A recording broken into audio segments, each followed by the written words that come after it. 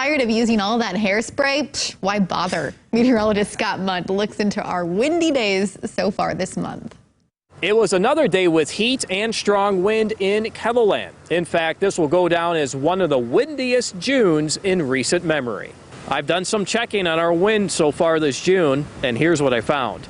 Not including today, Sioux Falls has had 8 days with wind gusts over 40 miles per hour. In the past 5 years, wind gusts over 40 miles per hour in June has occurred a total of 12 times. We're only 4 away from the previous 5-year total. Think of it this way, high pressure is sinking air. That air needs someplace to go, and it goes to low pressure where it rises. The greater the difference in pressure, the stronger the wind. Here's the setup behind our wind today. Our winds are blowing to the strong low pressure system that's giving snow to Montana. As the system moves out, winds will slowly start to calm down.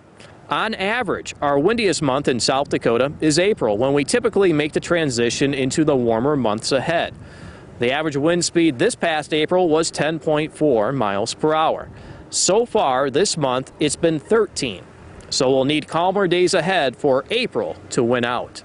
We do expect much lighter winds for the rest of the month. Now, barring any thunderstorm wind gusts of over 40 miles per hour, we may not see those strong winds return until the end of the month or beginning of July. For KELOLAND weather, I'm meteorologist Scott Munt.